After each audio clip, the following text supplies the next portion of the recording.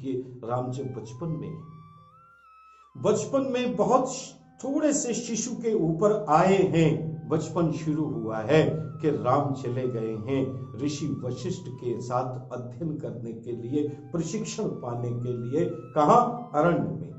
अरण्य one में चले गए।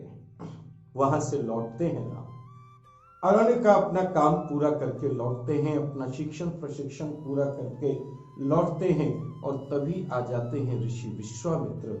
और ऋषि विश्वामित्र राम को फिर से ले जाते हैं, कानन में ले जाते हैं। ले तो जंगल में जाते हैं, लेकिन राम कहते हैं कि वो कानन में जा रहे हैं, उन्हें जंगल सुख कर है, क्योंकि वो जानते हैं कि जंगल कर्म की भूमि है, राजमहल भोग की भूमि है, जंगल कर्म की भूमि है। राम फिर कर्म के क्षेत्र में है, कर्मोत्तम है राम।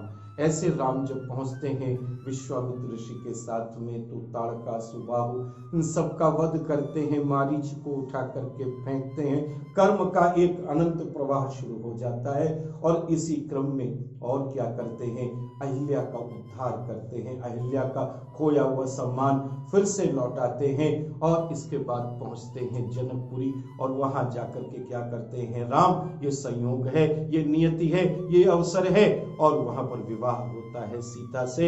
और सीता से विवाह करके जब लौट आते हैं राम, अयोध्या में राज तिलक होने वाला है राम का, पूरी अयोध्या आनंद में है। राम भी शायद आनंद का भोग कर रहे हैं, लेकिन नियति तो राम को फिर से कर्म के क्षेत्र में उतारने के लिए आतुर है, व्याकुल है, और नियति अपना स्वरूप बदलती है। और फिर आप भी जानते हैं कि राम को वनवास मिलता है 14 वर्ष का। यहां पर राम का त्याग शुरू होता है। राम से नहीं कहा दशरथ ने कि तुम वनवास में जाओ, एक बार भी नहीं कहा। पूरी रामचरितमानस पढ़िए, पूरा वाल्मीकि रामायण देखिए, कहीं भी कोई रेफरेंस नहीं मिलेगा। लेकिन राम पिता की इच्छा का सम्मान करते हैं, क्योंकि राम का जो सूत्र है, जीवन का जो सिद्धांत है, वो त्याग है, renounce, how to renounce. Ram त्याग देते हैं, अपने पूरे वैभव को त्याग देते हैं और वन में चले जाते हैं। वन में भी राम कर्म में प्रवृत्त हैं, ऋषियों की रक्षा कर रहे हैं, सुग्रीव को उसका खोया हुआ राज्य वापस दिला रहे हैं, बाली से युद्ध कर रहे हैं। युद्ध है, जीवन एक युद्ध है, और युद्ध स्वयं के लिए नहीं है। युद्ध किसके लिए है? युद्ध तो सबके लिए है। उन सब के लिए युद्ध है जो आतताइयों से परेशान हैं और दुख भोग रहे हैं। तो राम का कर्म शुरू हो जाता है। आपको ध्यान होगा कि राम के साथ सीता भी गई थी, लेकिन जंगल की मर्यादा, वन की मर्यादा, त्याग की मर्यादा देखिए कि 14 साल का साथ है सीता का राम का, लेकिन राम दाम्पत्य जीवन का भोग नहीं करते, वो वनवासी ही रहते हैं। आप जानते हैं अच्छी तरह से, आप रामचरितमानस के आप में से बहुत सारे लोग जानते हैं कि लव और कुश का जन्म उस अंतराल के पश्चात होता है जब राम लंका विजय के बाद लौट आते हैं अयोध्या। वनवास के दौरान दाम्पत्य संबंध स्थगित रहते हैं, यानी राम के अंदर किसी प्रकार की भोग की कामना नहीं। लंका जीतते हैं राम, लौट करके आते हैं, अयोध्या चले आते हैं। अयोध्या में एक बार फिर से वो संभावनाएं बन जाती हैं कि राम अपना सुखमय जीवन व्यतीत करेंगे। लेकिन तभी तक क्या होता है कि लोक मर्यादा की रक्षा के लिए राम सीता का त्याग करते हैं। राम सतयुग के, वो किस युग में है ये प्रश्न नहीं है, लेकिन राम सत को उत्प्रेरित करते हैं, कम्युनिकेट करते हैं। राम का जो गुण है, सत तम रज 3 गुण होते हैं ना, तो उनमें राम का गुण सत है।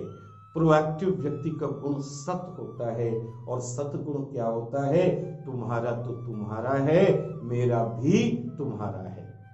तुम्हारा तो तुम्हारा ही है, वो तो मुझे लेना ही नहीं है, और मेरा भी तुम्हारा है।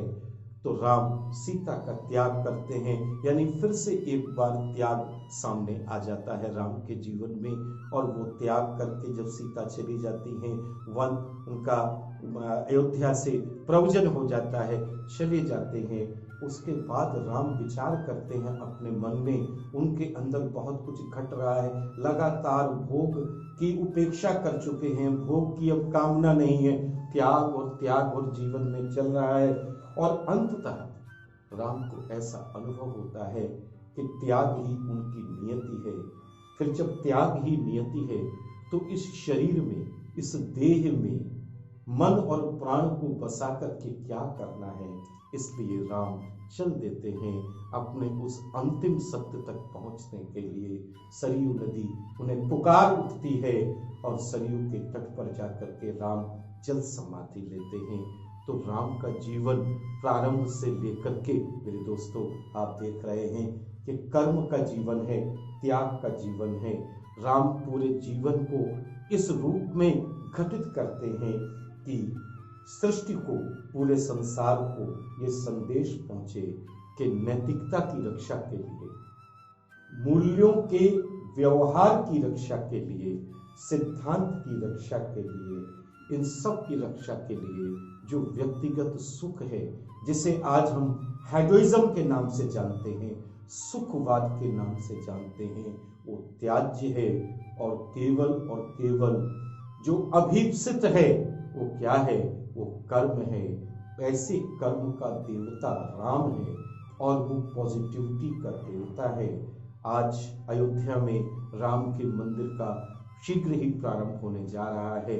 मैं कहता हूँ, मैं प्रदीप दीक्षित कहता हूँ कि राम का मंदिर अयोध्या में बन रहा है, शुभ है।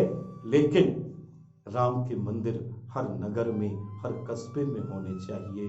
और राम की उपासना अगर इस रूप में शुरू हो जाए, कर्म के देवता के रूप में शुरू हो जाए, तो आज भारत जो विकासशील है उसे विकसित होने में बहुत समय नहीं लगेगा। बहुत धन्यवाद, आपने मुझे सुना।